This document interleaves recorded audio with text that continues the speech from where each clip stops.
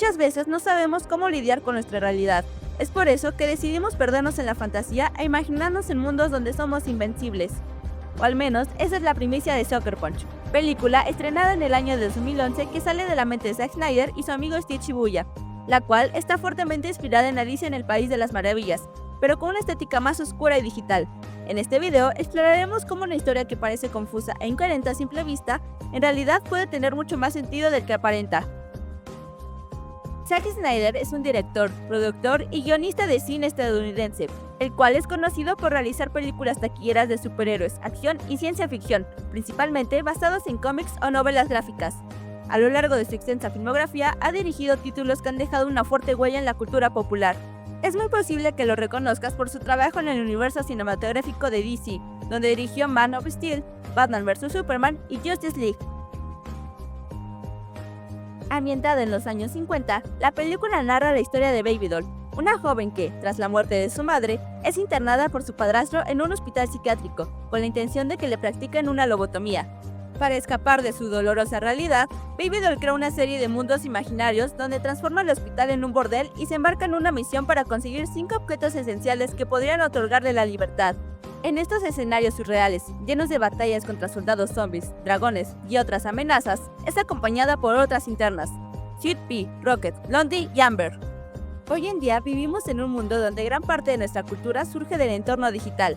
Esta llamada cibercultura influye en cómo pensamos, nos comunicamos y consumimos entretenimiento mezclando lo virtual con lo real, lo que dio como resultado el que hoy en día tengamos narrativas digitales en el lenguaje audiovisual. A este tipo de cine se le conoce como hipercine, que de acuerdo a estos autores, este se caracteriza por una dinámica de hiperbolización, una estética del exceso, por la extralimitación y por una especie de proliferación vertiginosa y exponencial de tipo narrativo y formal. Es decir, es un cine donde todo está llevado al extremo, las emociones, la acción, los efectos visuales y las estructuras narrativas. El hipercine no busca tanto la verosimilitud, sino que apuesta por una estética recargada y una narrativa acelerada que sobreestimula al espectador, sumergiéndolo en una experiencia sensorial intensa y desbordante.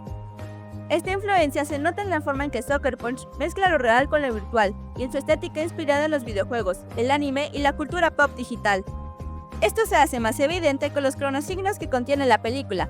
Estos son formas cinematográficas que representan el tiempo de manera no tradicional. En lugar de seguir una línea temporal realista o cronológica, estos signos alteran el tiempo a través del montaje digital, permitiendo pausas, aceleraciones, repeticiones o capas temporales simultáneas. En Sucker Punch, los cronosignos digitales permiten crear mundos paralelos donde el tiempo se estira o se fragmenta, rompiendo las leyes físicas para dar paso a una narrativa emocional, mental o imaginativa. Para ser más clara con los cronosignos, los explicaremos a través de un esquema que nos plantea Castellano Cerda sobre la película. Los cronosignos se reflejan en las 3 capas narrativas del audiovisual. La primera capa es el hospital psiquiátrico, que representa la realidad, el espacio físico en el que Baby Doll está internada. Aquí el tiempo parece avanzar de forma más lineal. La segunda capa es el burdel, una fantasía creada para interpretar el encierro de las chicas. Aunque sigue siendo una narrativa coherente, introduce alteraciones de tiempo y del espacio, jugando con lo simbólico. Y la tercera capa es la de los mundos virtuales de combate, donde el tiempo se distorsiona completamente. Aquí es donde los cronosignos digitales son más evidentes. Escenas en cámara lenta, secuencias que parecen fuera de la realidad física y espacios que desafían las leyes del tiempo y del movimiento, recursos muy característicos del cine de Zack Snyder.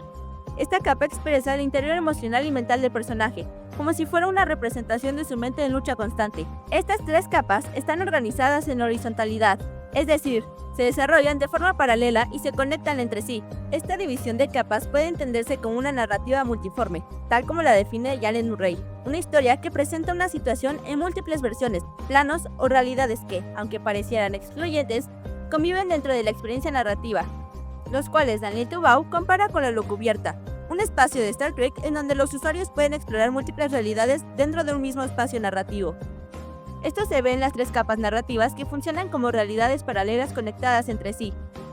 Cada una de las capas son unidades conectadas simbólicamente que el espectador debe vincular para construir sentido, similar a cómo funciona un hipertexto, que requiere del espectador una lectura activa, saltando entre capas, reinterpretando símbolos y reorganizando la historia a medida que avanza.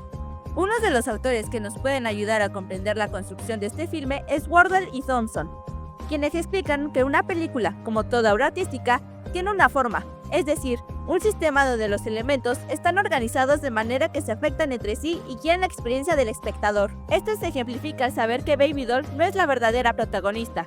Aunque al inicio todo parece girar en torno a ella, es en realidad el vehículo para que Sweet Pea lograra escapar. Como mencionamos antes, la historia se desarrolla en 3 planos. Aunque estos presentan diferencias y variaciones claras que nos permiten distinguirlos, los 2 últimos funcionan como reflejos simbólicos del primero.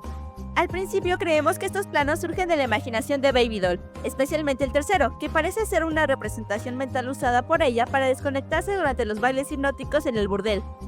Sin embargo, conforme avanza la historia, podemos intuir que todo es en realidad una reconstrucción mental de Sweet Pea, quien sobrevive y narra el final.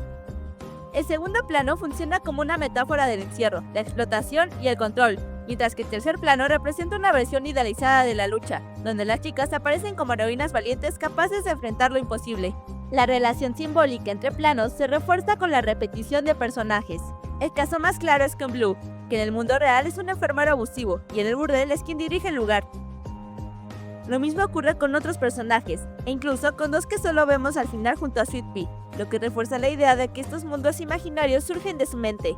Cada uno de estos elementos nos obliga a reorganizar el sentido de lo visto, tal como proponen estos autores, quienes sostienen que la forma fílmica invita al espectador a reinterpretar constantemente la historia. Aunque bien, esta puede ser una de las muchas interpretaciones que se le pueden dar a la película, ya que esto va a depender mucho del espectador y las convenciones o experiencias previas de este. Esto también está relacionado con las desunidades narrativas que presenta la obra, ya que el filme tuvo varias escenas eliminadas que le daban nuevos significados a ciertos momentos clave. Un ejemplo de ello es la escena donde Baby Doll acepta quedarse con el gran apostador, personaje que en el primer plano corresponde al doctor que le practica la lobotomía. Esta escena, ausente en el corte final, ofrecía una interpretación más clara. Baby Doll ve a su lobotomía no como un castigo, sino como una decisión consciente, una forma de sacrificio que le permite liberar a Sweet Pea y alcanzar, en cierto modo, su propia idea de libertad.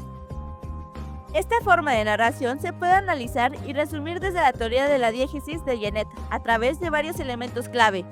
La película presenta una elipsis cuando, tras mostrar el contexto de Baby Doll, la historia retrocede unos días antes de la lobotomía para narrar los hechos desde el plano del burdel, y luego regresa al presente. Además, las escenas de combate presentan acronías, ya que carecen de una referencia temporal clara dentro de la historia. Funcionan como espacios autónomos, fuera del tiempo real, lo que refuerza su carácter onírico e imaginario. Sucker Punch combina distintos ritmos narrativos, utiliza pausas en momentos emocionales, escenas que se desarrollan en distintos planos pero que se complementan para construir el sentido del relato. La narración presenta una distancia de mímesis, ya que muestra directamente los conflictos de las chicas y su estado emocional, sobre todo a través del segundo y tercer plano. Se emplea una focalización interna, ya que el relato se construye desde la perspectiva de Sweet Pea, quien sabe lo mismo que Baby Doll y guía la interpretación de lo ocurrido. La voz narrativa puede leerse como modiegética testigo, ya que Sweet Pea es quien abre y cierra la historia y sabemos que es la única que sobrevive a los eventos del hospital psiquiátrico. A través de la metalepsis se sugiere que los planos del burdel y los mundos de combate son parte de su reconstrucción mental, lo que refuerza su rol como narradora.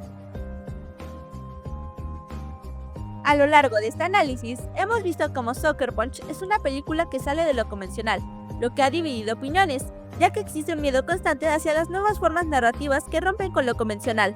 Tal como señala el enfoque del formalismo ruso y el pensamiento de Eagleton, la narrativa de Sucker Punch opera desde una lógica que se aleja del lenguaje ordinario y lo rarifica, lo que transforma el modo en que nos acercamos a la historia.